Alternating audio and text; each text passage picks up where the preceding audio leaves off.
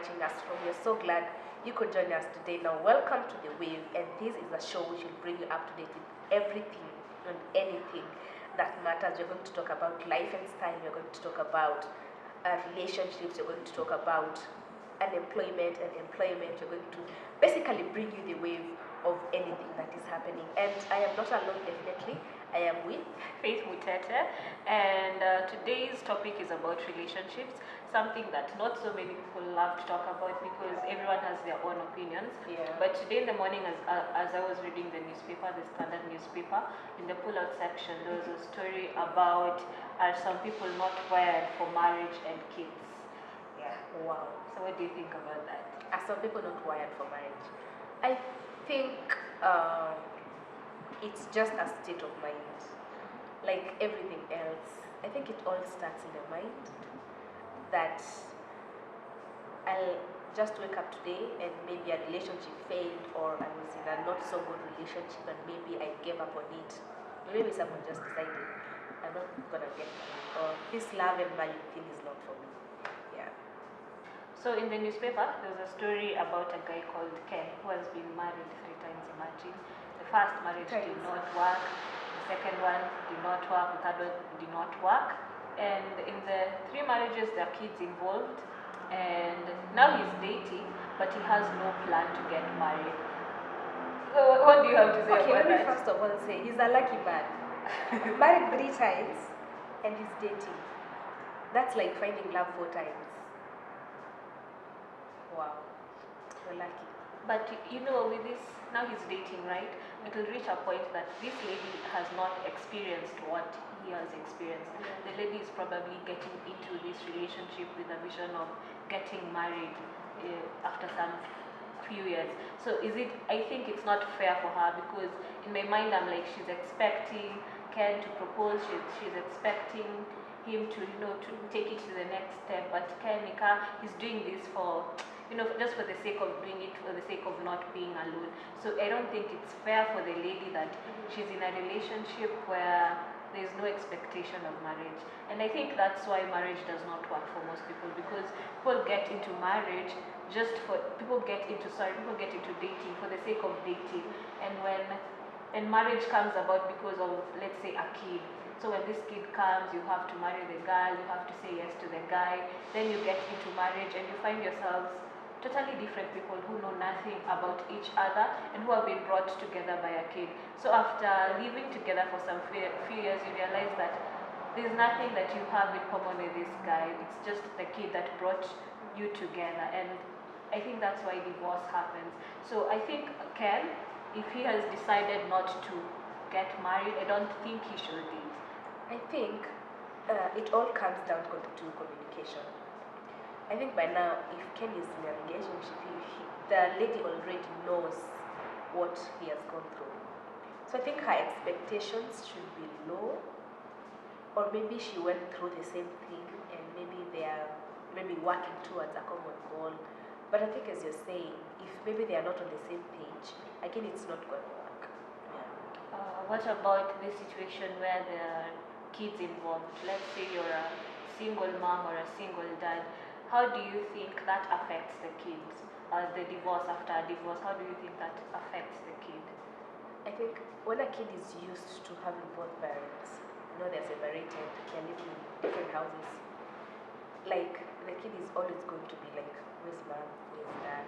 As in, there's a part of them which will maybe not understand, and I think it might throw the kid into some state, because one day you have the love of both parents, you're seeing them every day, and then another day you're only seeing one parent. But as everyone else says, you put your differences aside and focus on the kid. It's all about the kid. But I think that's not as easy as the main kid sound. I personally think that the kid goes through a lot growing up, because the kid is growing around other kids who have both parents in their lives, during Parents' Day or occasions in their life. Both parents should be there, but this kid knows that mom is the only one who is here, dad is the only one who is here. So the kid will either grow up having a very bad picture about the father or the mother. So I don't think it's healthy, and I think if someone has decided not to get married, not to get into that commitment, I think like they should not involve kids, because kids are not part of this decision they are making. I think it's a little bit selfish for someone to put themselves in a situation where they force themselves to become single parents. It happens, people divorce, people watu kosana. But if you can prevent it, I think that's the best thing. I think you should just prevent it so the kid that doesn't suffer. And if like it doesn't work between the two of them, I think co-parenting is something they should settle on for the sake of the child. Yes. What about this thing of stepmoms or stepdads? Do you think that it ever reaches that point as a kid who has been raised from a single home for you to accept someone else as your stepmom or as your stepdad? I think that weighs very heavy on the child, because like this is someone foreign, someone new. I have to start knowing them, trying to make them understand me, trying to make them understand my way of life, and also me trying to understand them. So I think if someone decides to remarry, they should like have a really hard talk with the child and explain just everything. So there's also this common understanding that one is made or great after marriage. What do you think?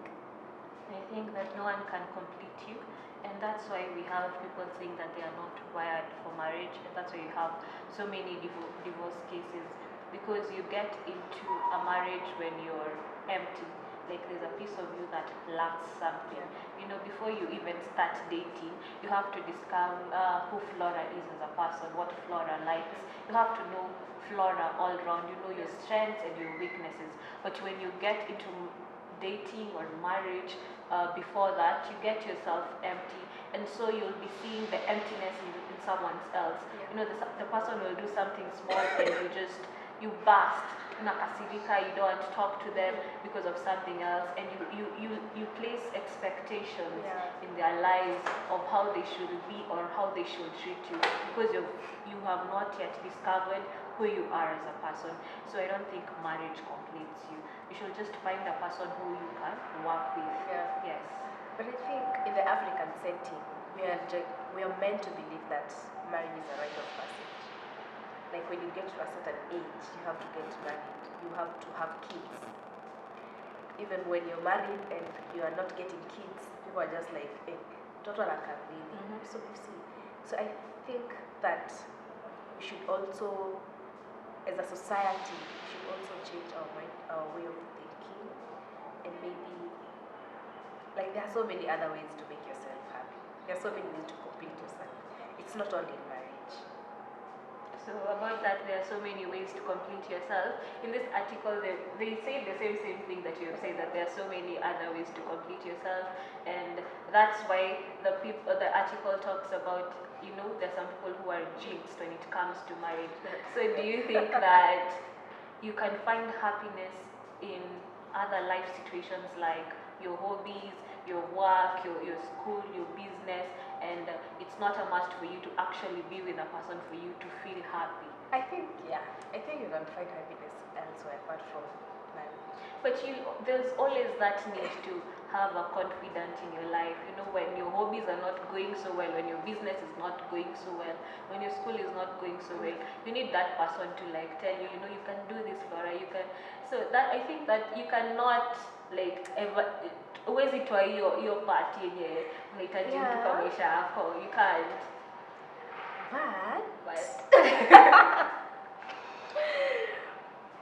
But you see, I don't know what is happening in this society. Like, you can honestly be married, you can have someone in your house, you can be living with someone in your house, but you're not happy. You're not happy. You're lonely. Like, and that's when infidelity comes in. That's when like people start cheating, and then kids are involved because of your mistakes. So I think if you feel like marriage is not your thing, just don't do it for the pressure of the society. But that's why we're told that we should look at this red flags, you know, when you're dating, usiingie nazo kwa marriage, but people don't do that, Yeah, baby. people don't do that. When people are dating, they're busy. Wanadanganyana too, they're busy, Yeah. you know, I love you every time they Then go you get into out. marriage You know, and- they just focus on the wrong things. And for me personally, I think that courtship and dating is more about knowing your partner, is more Yeah. about knowing the person that you will end up with.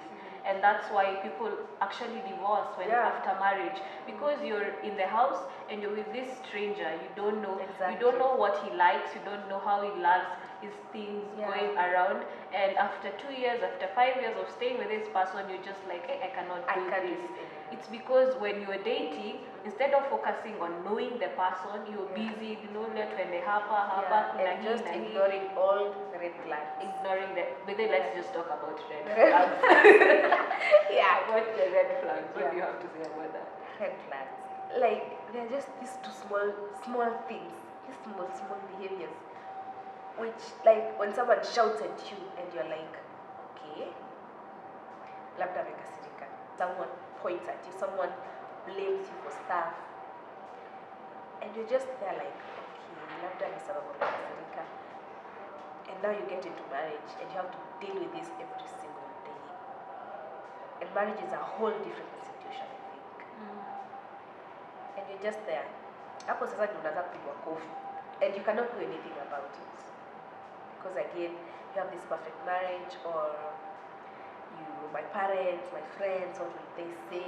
When red flags are concerned, I am a little bit careful about what I say about them, because no one is perfect. Let's just start there. You know, like I love flowers. Maybe you don't love flowers.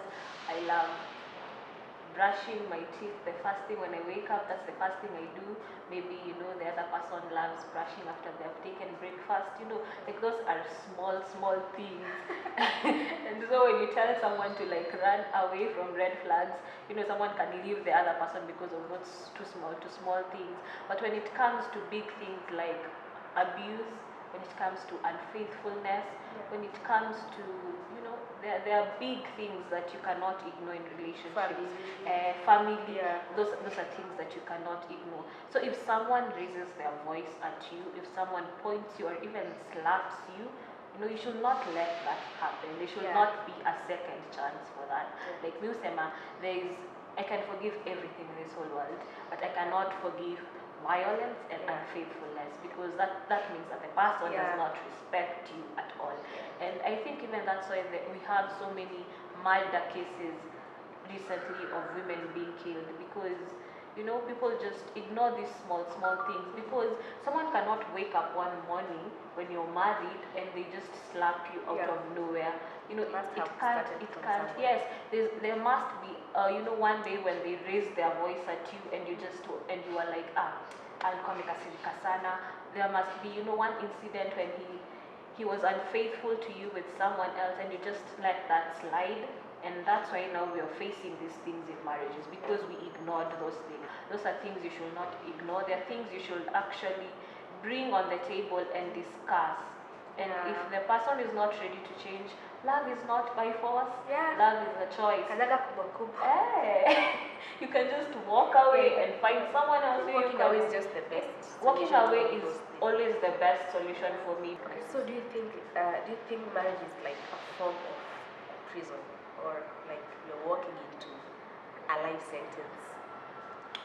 First of all, I think love, marriage, dating is a choice. And the thing with choices is that you won't always do something that you want to do. Sometimes you'll be forced to do something that you don't want to do. So the question is, what can't you handle?